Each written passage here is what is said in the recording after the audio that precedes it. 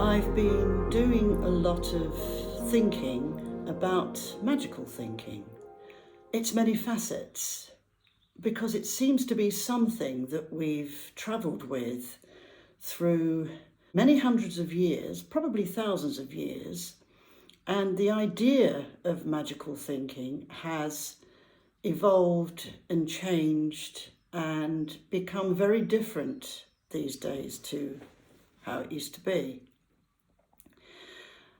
If you think of it in terms of psychology, then there is something they label magical thinking when you are a bit idealistic in your ideas of how the world ticks on.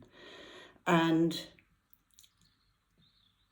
they talk about it as if you're magically trying to affect it, and that becomes a psychological problem.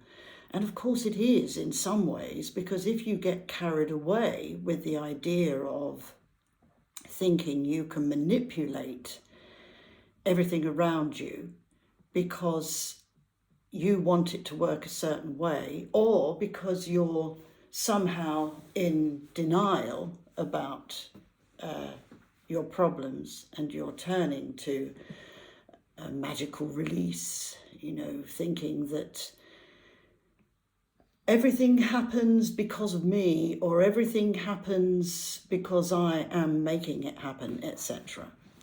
But anyway, this is a term that is used in psychology, and when I've listened to psychologists talking about this, I actually realise that they're sort of erasing a past of magical thinking when it was practiced in a much more sound and structured way.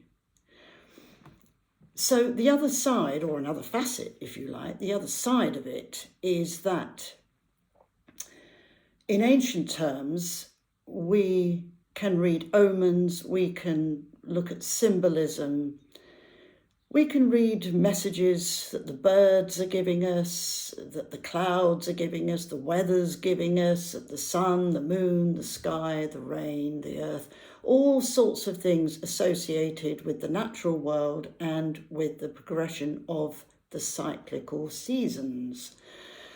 And if we are reading, shall we say, something from that seasonal process, or that process that's around us that you can call the natural world workings, then we are extending our awareness, extending the periphery of our awareness to accommodate something that is natural, something that we've been living with for many, many thousands of years, something our ancestors lived with and something they would have wanted to pass on to us. Now, this contrasts quite strongly with the way psychology tends to view the idea of magical thinking. But there is another facet, and it's totally the opposite from the way psychology would have it. If we turn to the wonderful New Age, which you know I love, New Age people tend to stretch it so far. They might start off with something that has an ancient foundation, but it's stretched so far away that really psychologists have a point when they say that we run away with it, because New Age people will look at anything and everything to satisfy their own inner needs for progressing along in life, for having life work well for them. But they tend to run in a specific way with it. They don't just, they're not just only in denial. They think that they are practicing something that was always practiced.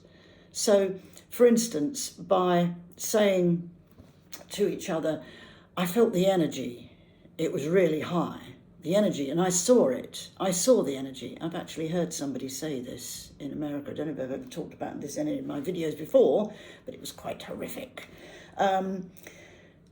There was a woman I was sitting at the table with when I was touring America, and she said, I felt the energy, and I saw it. It came in the window. And I and this guy was a bit intrigued. And then she said, and it came in the window, and it kind of went, whoosh.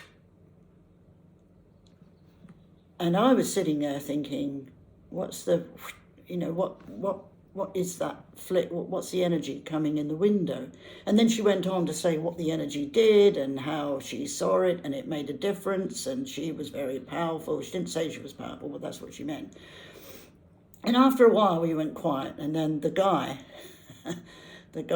looked at her, and I thought he was going to question her, but he looked at her and said, I know what you mean. Yeah, great.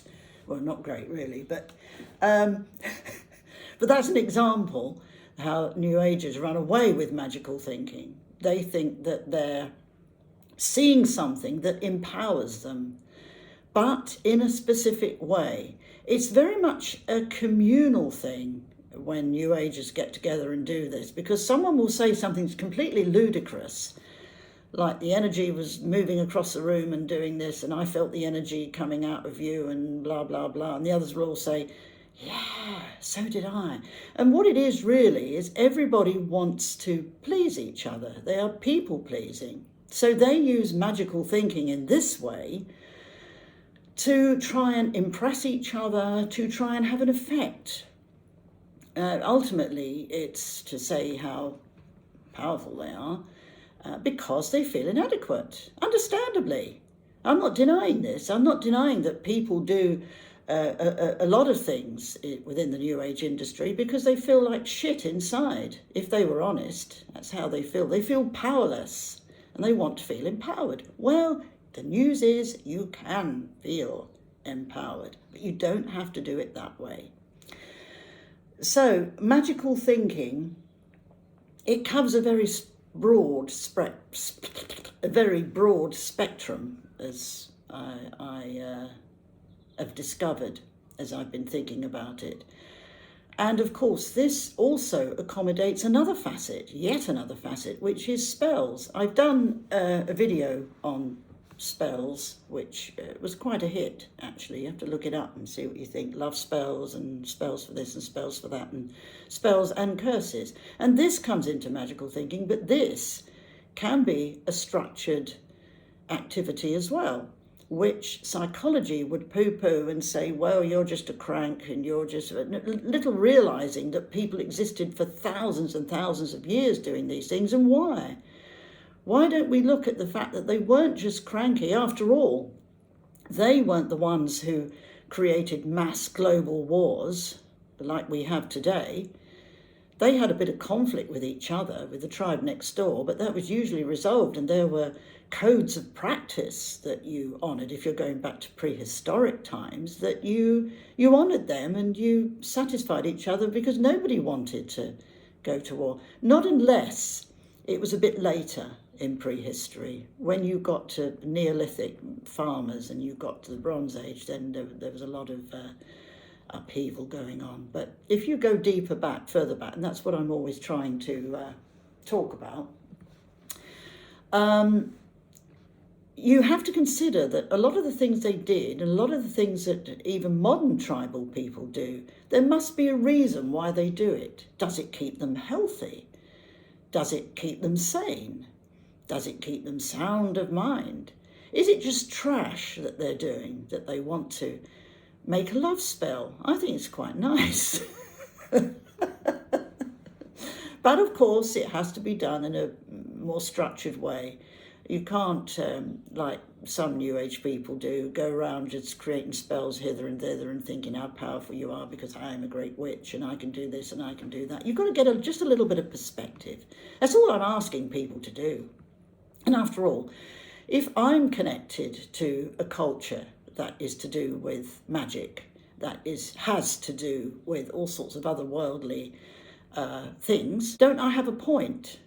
isn't it a good idea to think that, well, if Jasper's saying it, there must be a point, there must be a reason, there must be a point to him banging on about New Age and saying how awful the New Age is because of what it's stolen from tribal folk, and also because of the way it damages people's minds. It helps them stay in denial. It helps them turn away from their real selves. You don't need to do that. You don't need to do that. You have a much better time if you accommodate your real self. And you can. You can find out how to do that. Come to my workshop. Hopefully there'll be more than just one workshop, and we can get together quite a lot and actually save some souls, save our souls. That's what we need to be doing. So magical thinking, if we get it in context, then we don't have to have it as a label to say we're a bit batty, we've got a bit of a screw loose. That's not the way it is. Covers many facets, covers many areas, and a big area to have conversations about. This really is. Look for your signs, look for your omens. Do a spell if you want to, but make it simple. Just make it simple. If you want to wish for something, that's okay, but please don't get into cosmic ordering. Don't get into this idea that I can tell the universe that I want this and the universe is going to produce it and honour my desire. That's not on, is it? How can you tell the universe what to do? You can ask, and as I said in my book, Trees, Coming Home to the Trees, I think I say it in more or less every chapter, if it be your will, please help me with this. Help me, say help me, don't say provide me with this and I want to make this happen. If it be your will, because you're working with destiny after all. And destiny understands magical thinking, if anyone does. I'm busy writing the book, The Spirit of Destiny, Conversations with the Spirit of Destiny. And there are some really good conversations going on there, answering many, many questions on many, many subjects. And magical thinking will be in there. But anyway, give this some thought and take care of yourselves, and I'll see you